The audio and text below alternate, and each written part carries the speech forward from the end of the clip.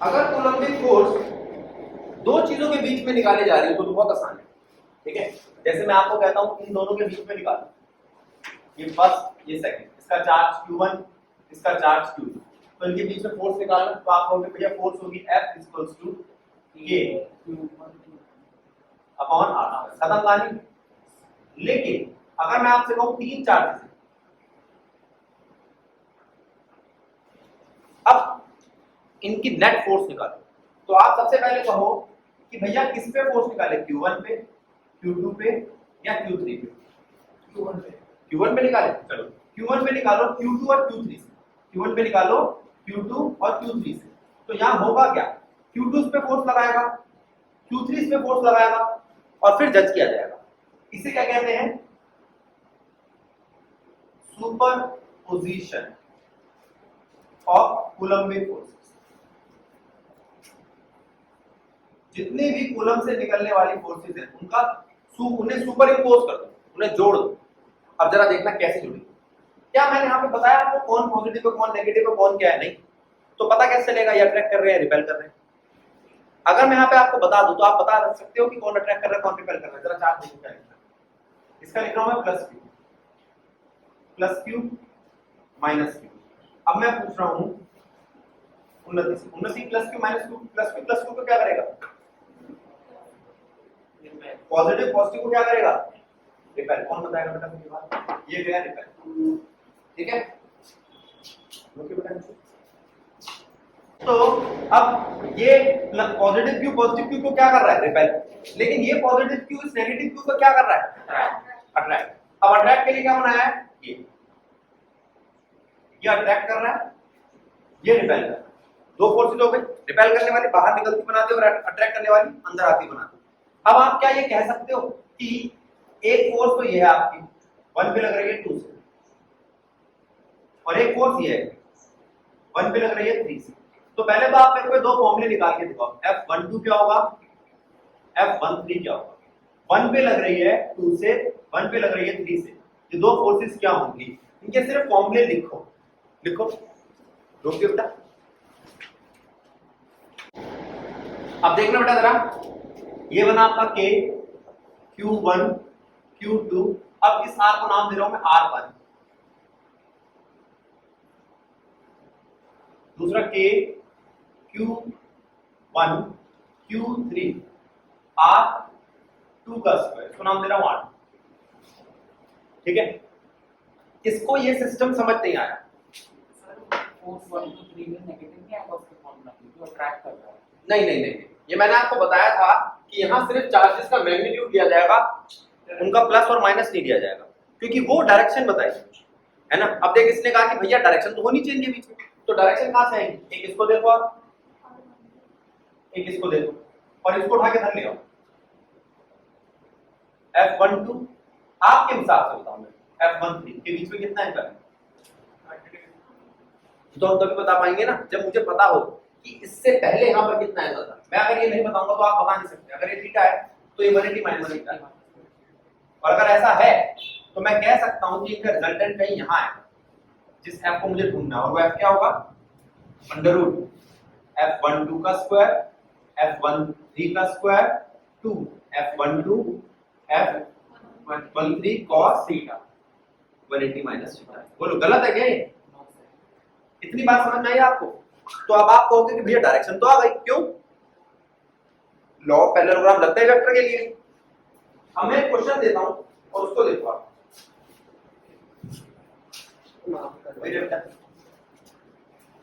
अब एक क्वेश्चन दे रहा हूं जरा उस पर ध्यान दो। तीन चार्जेस हैं, एक है Q1 एक है Q2, तो अब आप मुझे बताना देखकर कि भैया यार मुझे सिमेट्रिक लग रहा है, मतलब एक जैसा सा क्वेश्चन लग रहा है, तो मैं इसमें R1 R2 R3 एक जैसे देख सकता हूं। Q1 Q2 Q3 देखो पहले आप, Q1 है Q, Q2 है माइनस Q और Q3 है Q।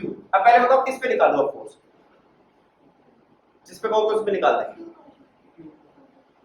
Q2 पे निकाल दो इस बार, चलो Q2 पे निकाल, Q2 पे मुझे फोर्स निकालनी, Q2 पे फोर्स निकालनी, किससे निकालनी, Q1 से और Q3 से। पहले बताओ Q1 और Q2 का कैसा रिलेशन दिख रहा है आपको, नेगेटिव और पॉजिटिव क्या करेंगे, अट्रैक्ट, और ये दोनों भी क्या करेंगे, अट्रैक्ट।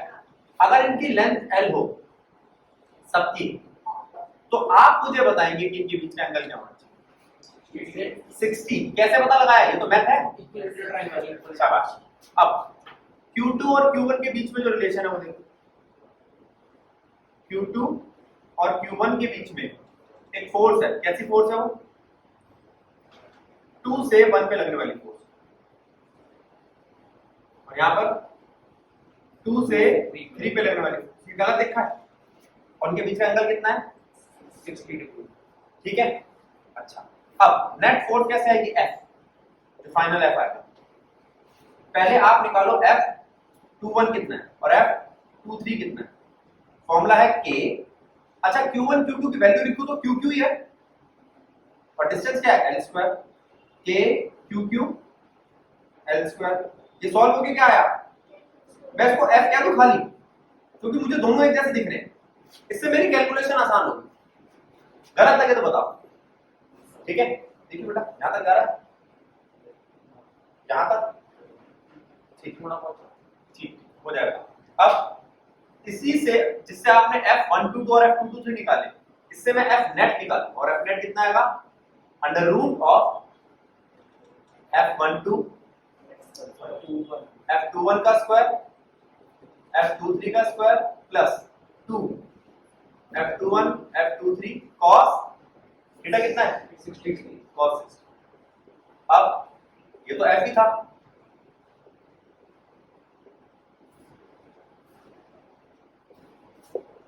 ये तो F ही था। अब बता, हो जाएगा? cos 60 की वैल्यू को बताएगा हाफ। F नेट कितना आ रहा है तुम्हारा? 2F स्क्वायर तो दिख चुके हैं मुझे, यहां पे भी 2F स्क्वायर दिख चुके हैं, मल्टीप्लाई में हाफ। ये तो आ रहा है आपका कुछ √3 है। बात ठीक है गलत है? किसके समझ नहीं आया? सबके समझ में आ गया? आपको ये नोट नहीं करना, ये तो नोट पड़ा है बोर्ड पे। आपको क्या करना है? Q3 पे फोर्स निकालनी, Q3 पे फोर्स निकालनी है Q2 और Q1 से। करो पहले व्हाइट वाला स्विच। ठीक है, अब जरा ध्यान दो। अब किस पे निकाल लो कह रहा हूं मैं आपको? Q3 पे। अब फिर से Q3 ले लो जिसका चार्ज Q है, और चेक करो कि Q1 के साथ ही क्या करेगा, अट्रैक्ट या रिपेल? बोलो। पॉजिटिव पॉजिटिव क्या करता है? रिपेल। ये रहा। अब Q2 के साथ क्या करेगा? अट्रैक्ट या रिपेल? Q2 कैसा है? पॉजिटिव है नेगेटिव है? नेगेटिव है। नेगेटिव को पॉजिटिव अट्रैक्ट करेगा, इसको रिपेल करेगा। तो एंगल कितना बेटा? अगर ये 60 है तो ये कितना है? 120। और ये आपका रिजल्ट है नीचे आ रहा है। अब मेरी बात सुनो, ये बात समझ में आई अच्छे?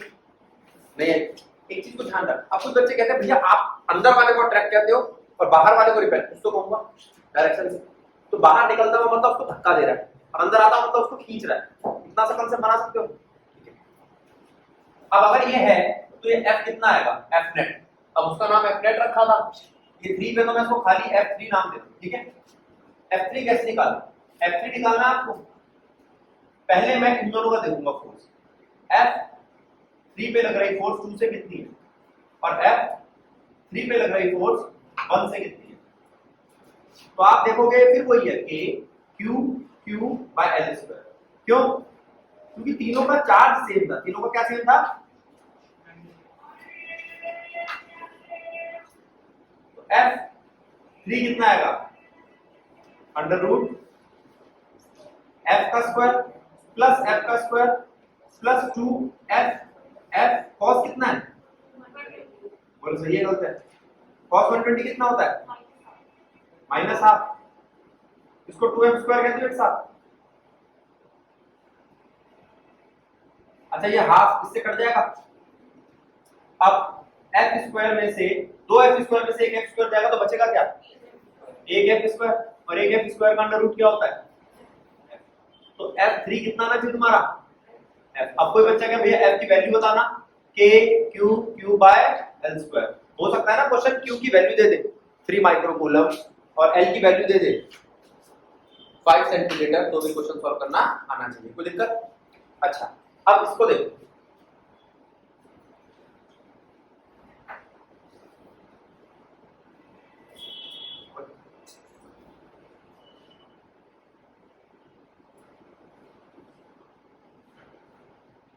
तीन चार्जेस देखेंगे सारे बच्चे, ठीक है। आप बताना कि क्या ठीक है क्या गलत है। ये Q1 है -5 माइक्रोकूलम, उन्नति, बस हमने एक वैल्यू लिखनी चालू कर दी और तो कुछ नया नहीं करा। Q2 है 7 माइक्रोकूलम और Q3 है 3 माइक्रोकूलम। अब सिर्फ उन्नति बताइए, उन्नति ये दोनों एक दूसरे को क्या कर रहे हैं, अट्रैक्ट कर रहे हैं, क्या कर रहे हैं। तो इस फोर्स को मैं लिख सकता हूं F, जो 1 पे लग रही है 2 से, और ये फोर्स कौन सी है, F, जो 1 पे लग रही है 3 से। बोलो गलत है या सही है। F Q1 पे लग रही है Q2 से, 1 पे लग रही है 3 से, दोनों का रिजल्टेंट क्या आएगा, F1।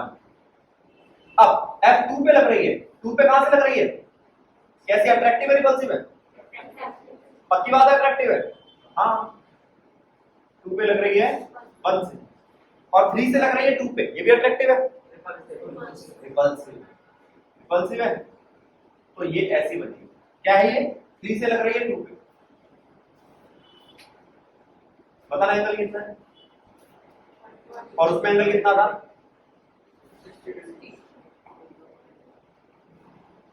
और अगर इस पे ऐसी लग रही है 2 से 3 पे लग रही हो तो बेटा फोर्स, ठीक है, क्या रिपल्सिव होगी। 2 से 3 पे लग रही है, मतलब F3 2 का, सही है ना। एंगल कितना है 120। अब पहले बताओ ये बात ठीक है गलत है। दूसरी बात, इन सब की साइड्स भी इक्वल है, कितनी है 5 सेंटीमीटर ईच, 5 सेंटीमीटर का ये है, 5 का ये है, और 5 सेंटीमीटर का ये। अब ठीक, तो तू ये कह सकती है कि भैया अगर मुझे Q2 पे फोर्स निकालनी होगी तो वो ये रिपेल कर रहा है उसको और ये अट्रैक्ट कर रहा है, तो एक ये आया 120 का, एक ये आया 120 का, और एक ये आया 60 का। अब देखो क्या इसमें वो तीनों क्वेश्चन क्लियर हो गए जो पीछे करे थे अपने, ठीक है। एग्जांपल 1.7 है यहाँ जो भी हमने बोर्ड पे डाला, 2 पे, अब ठीक है, ठीक है बेटा। अब इसके बाद क्या आता है, अंशुल ये बात समझ में आई। अब ये एग्जांपल पूरा हो जाएगा कैसे, ठीक, चलो ध्यान दो। एक तो ये बात समझ में आई। अब क्या करोगे, अगर आपको इसको एक स्क्वायर की फॉर्म में दे दिया जाए, इसके बाद जितनी भी फॉर्मेशन बनाऊंगा वो फिजिक्स का क्वेश्चन थोड़ी है, वो तो मैथ्स का है। अब आप बड़ी ताली चाहिए। अब देखो माही से बात करते हैं, माही स्क्वायर है, ये लेंथ है, ये ब्रेड्थ है, ठीक है ना। देखिए जोरदार गणित, स्क्वायर में साइड सेम होती है, अरे हाँ ये लेंथ है, ठीक है। अब चार्जेस देखो सारे बच्चे, 1 2 3 4, Q1 Q2 Q3 Q4, कैसे कैसे चार्ज रखूं आप बताओ। इसको कैसा रखूं, पॉजिटिव नेगेटिव, बोल, पॉजिटिव इसको, नेगेटिव इसको, और इसको नेगेटिव। चलो ठीक है, खत्म, जैसा मन करे। मैं बस ये चाहता हूं कि आपको पता चल जाए किसी एक पे आप फोर्स कैसे लगे। अब साइड ए, ठीक है। अब बताओ किस पे फोर्स निकालना, Q4 पे निकाल लेते हैं, इसकी जगह है हमारे पास, वहां बोर्ड पर निकाल। Q4 पे फोर्स कैसे निकालें, 1 लगा रहा है 4 पे, कैसी, वही तो अट्रैक्टिव दिखाई दे रही है, F1 4। दूसरा कौन लगा रहा है भाई फोर्स, 4 पे लगा रहा है, 3 भी लगा रहा है भाई, F3 से लग रही है 4 पे, गलत है ये दो फोर्स समझ में आ रही है। ये कैसा है अट्रैक्टिव, ये कैसा है, ये भी अट्रैक्टिव। पहले इन दोनों को निकाल के रख लो, तुम कहोगे क्यों, क्योंकि दोनों के बीच में एंगल बड़ा अच्छा है 90, cos 90 जल्दी सॉल्व कर देगा मेरा क्वेश्चन। अच्छा ये नेगेटिव नेगेटिव को क्या कर रहा है, रिपेल बाहर, F2 लगा रहा है 4 पे, गलत है क्या, संयम, ये बात ठीक है। संयम 2 फोर्स लगा रहा है, 2 फोर्स लगा रहा है 4 पे और बाहर धकेल रहा है। 1 लगा रहा है 4 पे अट्रैक्टिव, 3 लगा रहा है 4 पे अट्रैक्टिव, ठीक है। अट्रैक्टिव वाली फोर्स समझ में आ रही है। अब मैं जो पूछ रहा हूं तुम मुझे बताओ, इन दोनों को निकाल के देखो, अगर ये सब क्यू ही होते तो बहुत आसान हो जाता क्वेश्चन, नहीं होते तो मैं निकालना होता, मैं वो दोनों क्वेश्चन कराऊंगा, पहले क्यों लेते। अब एक बात बताओ, इस फोर्स को कैसे निकालोगे, F14 कितनी है, F34 कितनी है, और F24 कितनी है? क्या वही फॉर्मूला लगेगा? K Q1 Q2 अपॉन में R square, K Q3 Q4 upon में R square, K Q2 Q4 upon में, ये तो तीनों सेम आ रहे हैं, इससे फायदा क्या होता है? अब ये F है और ये भी F है, तो कौन सा बच्चा जो मुझे बताएगा कि इसका रिजल्टेंट यहाँ क्या है? इसको मैं F डैश किया 90 डिग्री है। अगर ये इक्वेशन पकड़ लूं मैं, ये f square plus 2f f cos 90, ये वैल्यू क्या बन गई? 0। अब ये क्या बन गया? √2f। ये आपका f है, f डैश कितना है? पहले तो f डैश पकड़ लो, आपका f डैश है √2f। ये लिखो, f की वैल्यू है तुम्हारे पास, हाँ क्या है वो? k q by a square, ये f की वैल्यू। उस f की वैल्यू को आप पुट कर दोगे तो √2f के साथ आपका जवाब आ जाएगा। √2f को जाना है आप, f आ रहा है। अगर बोल बेटा, ये 4 to 1 और 4 to 3 4 to 2 होना चाहिए ना। उससे कोई फर्क नहीं पड़ता, 1 to 4 पे ले ले, एक जैसे ले। अगर 4 पीछे लिया तो सबके पीछे लेंगे, आगे लिया तो सबके आगे लेंगे, उससे कोई फर्क नहीं पड़ता। अब मैं जैसे पूछ रहा हूं, जो √2f आया ये इसकी फोर्स है और एक 4-2f की फोर्स है। अब बता दोनों के बीच का एंगल कितना दिख रहा है? 180। तो अब आसान हो गया फिर से सॉल्व करना, क्योंकि cos 180 क्या होता है? -1। कोशिश करो cos 45 पे आए, cos 90 पे आए। अब ये कहती कि नहीं भैया मैं तो पहले इन दोनों को सॉल्व करूंगी, कर ले कोई दिक्कत नहीं, लेकिन इनका एंगल थोड़ा सा ऑड है। पता है कितना है? 45 डिग्री तो इसका ले लो और उसका 135। इसमें कुछ गड़बड़ नहीं है, बस कैलकुलेशन तुम्हारी मुश्किल हो जाएगी। तो फ्री में कैलकुलेशन क्यों करो? उससे बचने के लिए हमने ऐसा किया। हाँ, F24 का है, मेरा डिस्टेंस निकालो उसका, दे दो। इसका डिस्टेंस आएगा ये, सही कह रही है, ये कह रही है कि भैया इसका डिस्टेंस वो थोड़ी आएगा a। इसका डिस्टेंस कितना है? अगर ये a है, ये a है, तो पाइथागोरस से कितना है? √2a। ये √2a है, ठीक है। अब मेरी बात सुनो, तो मैं अब भी इसको f की फॉर्म में लिखूंगा, क्योंकि √2 का स्क्वायर कितना होगा? 2 1/2। 1/2 कैसे लिखूंगा? f/2। बोलो सही लिखा है गलत लिखा है? ठीक है, पक्की बात है। F13 आ गया, F34 आ गया, F24 आ गया। किसको समझ नहीं आया? आया? अब इस पे नेट फोर्स निकालना, हो जाओ शुरू। जो आपने F14 और F34 बोर्ड पे ध्यान दो बेटा, एक मिनट रुकना। अभी यही थोड़ी सी दिक्कत संयम को भी आई है, पहले उसको इधर बना दो। ये जिस पे फोर्स निकाल ली, कौन है ये? Q4। Q4 पे कौन फोर्स लगा रहा है? Q1 लगा रहा है। Q1 कैसी फोर्स लगा रहा है? अट्रैक्टिव। और Q4 पे Q3 भी लगा रहा है। कैसी फोर्स लगा रहा है? अट्रैक्टिव। 3 लगा रहा है 4 पे और 1 लगा रहा है 4, और ये 2 लगा रहा है 4 जाती। पहले बता, ये 3 फोर्सेस समझ में आई तेरे को? अब पहले तो इन दोनों को रिजॉल्व कर और एक फोर्स बना, इन दोनों की फोर्स बनी है, इसकी और इसकी, रिजल्ट है F, क्या नाम दिया था उसको? F dash. अब मुझे बताओ F34 कितनी थी? F34 F14 के बराबर मैग्नीट्यूड, बराबर थी कि नहीं? दोनों F आई थी, दोनों क्या आई थी? दोनों क्या आई थी? F आई थी। अगर दोनों F थी तो F और F का रिजल्टेंट कैसे निकलेगा? F डैश क्या होगा? √f² plus f² plus 2f cos 90 तो हटाई दो, √2f बन गया ये।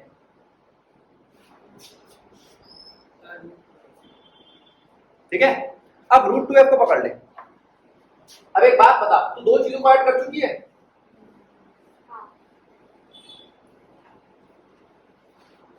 दो चीजों का ऐड कहां है? ये रहा F डैश। तीसरी चीज जो बची हुई है वो कहां है? ये रही F24। दोनों के बीच में एंगल कितना है? F कितना है? F net. एफ डैश का स्क्वायर प्लस F24 का square 2 F dash F24 cos 180। cos 180 का मतलब 0 नहीं होता, -1। एफ डैश कितना निकल गया है √2f। मैं एक जैसा क्यों बना रहा हूं इनको, इससे कैलकुलेशन में आसानी है। मैं अगर इनकी वैल्यू भी पुट करूंगा ना Q1 Q2 की, तो पूरा क्वेश्चन सॉल्व होने के बाद करूंगा।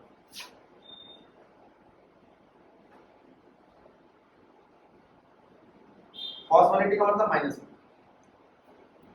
अब बोलो क्या क्या है सर वो f/2 कहां पे, स्क्वायर f24 ये आगे 2f/2। सर f/2 की वैल्यू तो f/2 नहीं है, टू ही f/2 वैल्यू है। अच्छा हाँ, f/2 की वैल्यू मैंने ऐसे लिखी, ठीक है। और यहाँ पर भी f/2 आएगी, ये हाँ 2 से 2 कट जाएगा। 2 से 2 कट जाएगा, तो ये आएगा तुम्हारा √2f, तो 2f बन गया। और ये f²/4 माइनस √2f।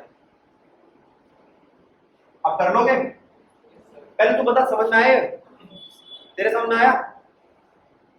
पीछे अलीशा, अंचिता, क्या नाम था बेटा, भीम, समझ में आ गया क्या नाम था बेटा? ये f करना चाहिए, नकुल, हाँ ये f करना -√2f स्क्वायर वो ऊपर वाला f आ गया। क्या कह रहा है? f/2 वाला जो f है वो ये माइनस का साइन आया इसकी वजह से, इससे f से f कट गया, f², ठीक है। अब जरा इधर ध्यान दो, कौन सा है जल्दी देखो इसको,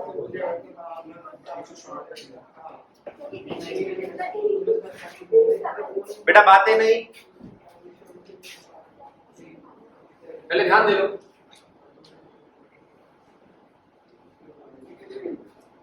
चले बेटा अब जरा ध्यान दो, ये तीन चीजें हैं, vector A, vector B, vector C, इन तीनों का एडिशन करना है।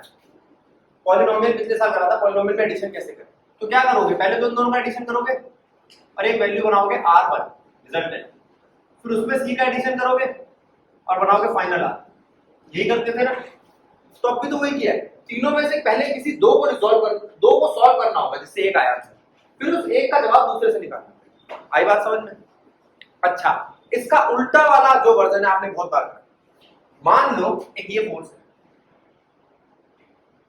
और एक ये फोर्स है,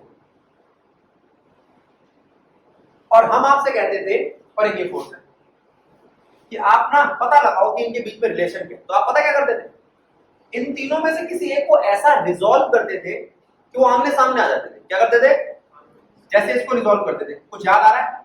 हाँ थीटा के हिसाब से f1 cos theta, f1 sin theta. अब कुछ याद आ रहा है? ऐसा क्यों करते थे?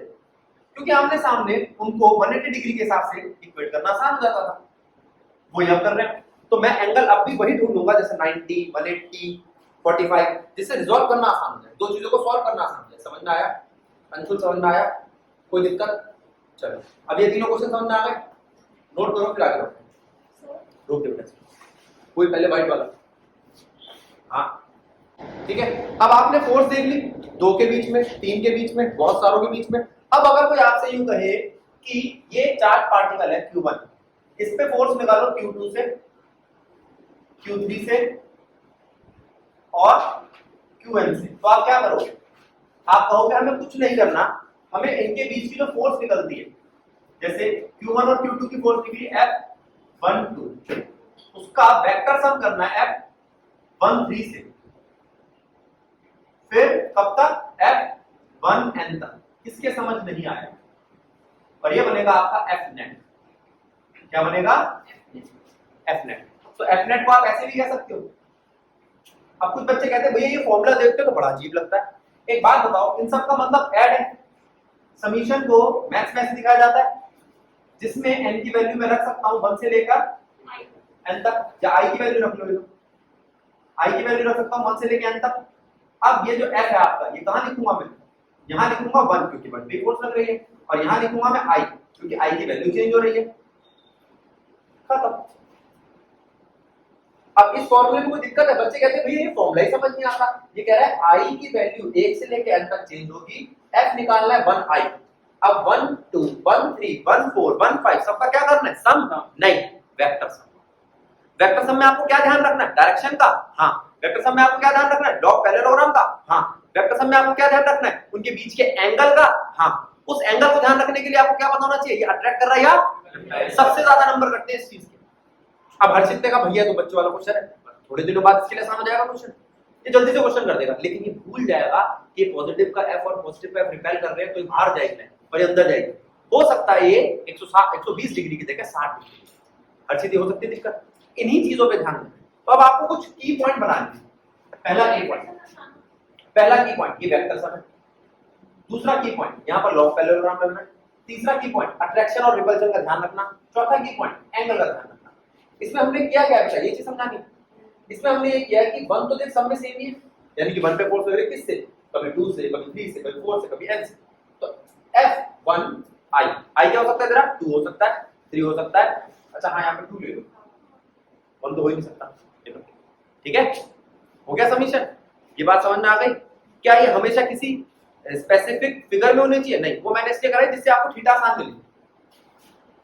अभी जो हमने फिगर लिए जितनी भी उसमें या तो थीटा आ रहा 90 या 45 आसान किसी टेढ़ी मेढ़ी फिगर के भी हो सकते हैं। आसान हो गया।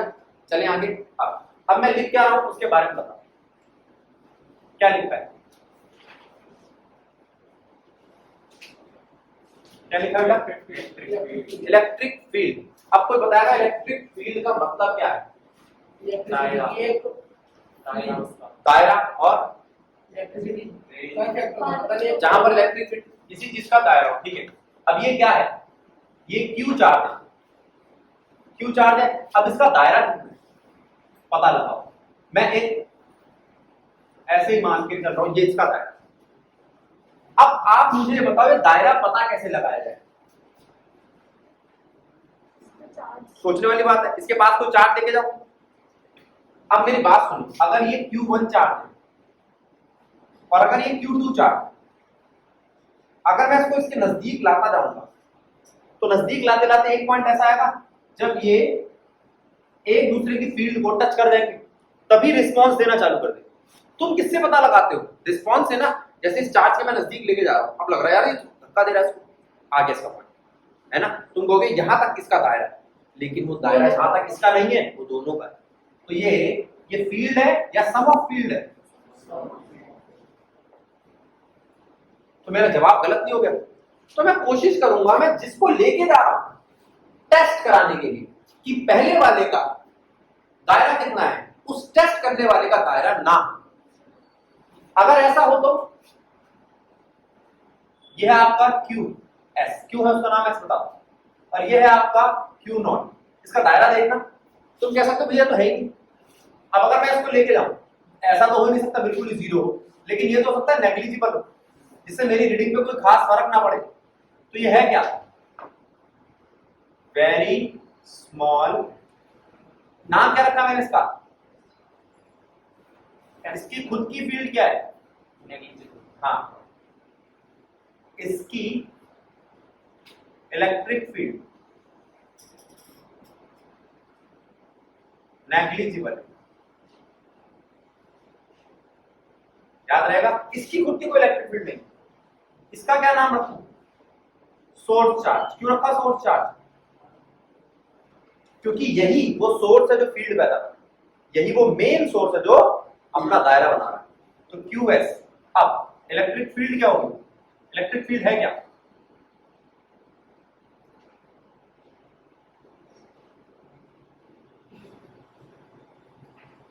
ये एक फोर्स जो एक चार्ज अप्लाई करता है एक फिक्स्ड फील्ड में।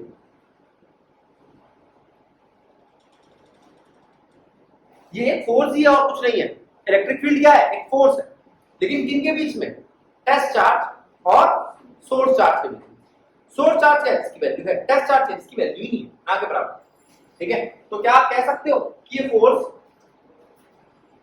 ये इलेक्ट्रिक फील्ड है K क्यू एस अपॉन में आर स्क्वायर। दूसरा चार्ज मैंने क्यों नहीं लिया, उसकी खुद की कोई, ठीक है। अब दूसरी बात, अब किसी ने कहा ना भैया बाहर से चार्ज आया था उसकी फील्ड थी, इसकी भी फील्ड थी, इसकी खुद की फील्ड तुमने किससे पता लगाई, टेस्ट चार्ज से, अब पता लगा चुके ना। अब दोनों की फील्ड जब एक दूसरे से टकराएगी तो उन दोनों के बीच में क्या आ जाएगी, फोर्स। तो फोर्स में और इलेक्ट्रिक फील्ड में क्या फर्क है, इलेक्ट्रिक फील्ड किसी एक चार्ज की होती है और फोर्स किसी दो के बीच में, फोर्स किसी, ये बात समझना है, ठीक है। अब फील्ड समझना ही, ठीक है। अब पहले यहां तक समझो फिर आगे बढ़ो। सर हाँ बोलो। अगर हमारा सोर्स चार्ज, अब देखो बेटा जरा, ये क्या है, एक है आपकी इलेक्ट्रिक फील्ड,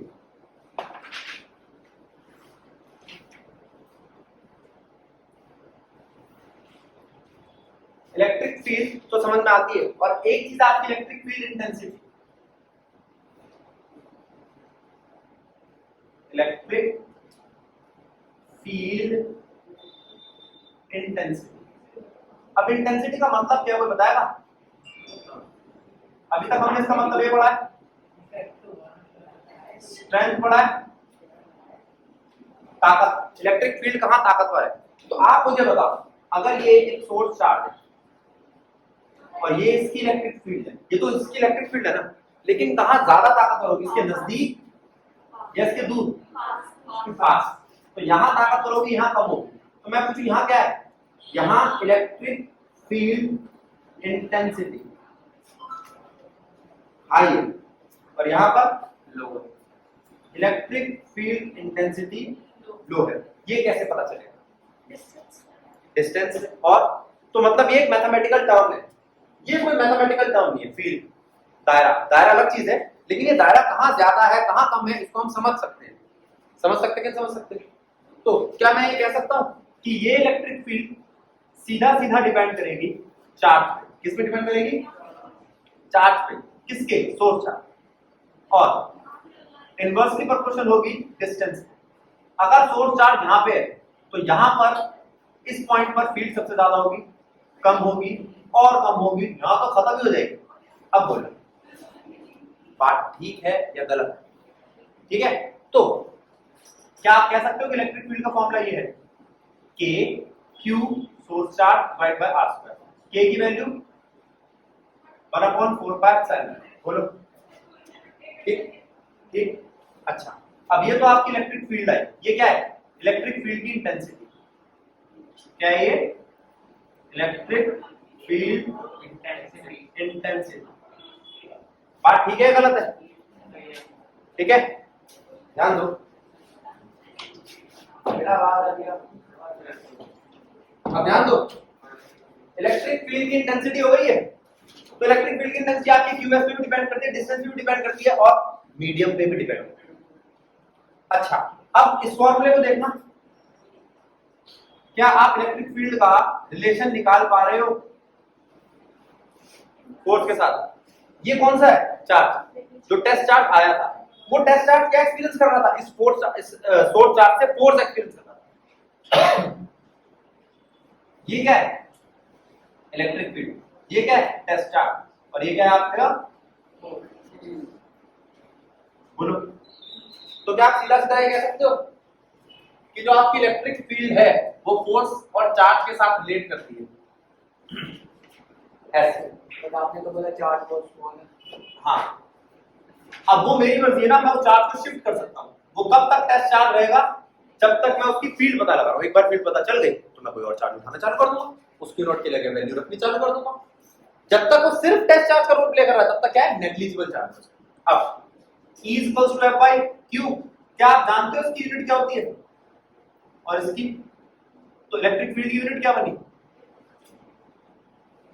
न्यूटन पर कूलम। अब इसकी और यूनिट भी बनेगी, जब पोटेंशियल आएगा तब एक और यूनिट सामने आएगी। अभी ये समझो, अब इलेक्ट्रिक फील्ड क्या है, जो चार्ज पे डिपेंड करती है। इलेक्ट्रिक फील्ड क्या है, जो डिस्टेंस पे डिपेंड करती है। इलेक्ट्रिक फील्ड क्या है, जो फोर्स पे डिपेंड करती है, और कुछ, बस। अब ये इलेक्ट्रिक फील्ड है कहां, ये क्या है, पॉजिटिव चार्ज, ये क्या है, नेगेटिव चार्ज। बताना कहां है इलेक्ट्रिक फील्ड। अब आप कहोगे भैया दिखती थोड़ी है, लेकिन मुझे तो काम चलाना पड़ेगा। तो मैं क्या करूं, 10th क्लास में टॉपिक पढ़ा था मैग्नेटिक फील्ड लाइंस, कुछ ध्यान है, साउथ से चलती है नॉर्थ में एंटर करती है, या नॉर्थ से चलती है साउथ में एंटर करती है, ये बात याद है? चलते साउथ से एंटर। दोनों में चलती है वो, बाहर नॉर्थ से साउथ और अंदर साउथ से नॉर्थ, वो एक लूप बनाती है। वैसे ही मैं टॉपिक रख रहा हूं क्या, इलेक्ट्रिक फील्ड लाइंस। नाम में पता चलता है इलेक्ट्रिक फील्ड को लाइन से दिखाओ, क्या इलेक्ट्रिक लाइंस ऑफ फोर्सेस। तो आप इसको ELF कहो या EFL कहो, कोई दिक्कत नहीं है, या तो इसको इलेक्ट्रिक फील्ड लाइंस कहो या इलेक्ट्रिक लाइन ऑफ फोर्सेस कहो। फोर्सेस समझते हो, ये दबाव कितना लगा रही है ना। अब इनका पता लगाना है, ठीक है, कैसे पता लगाएंगे जरा देखते हैं।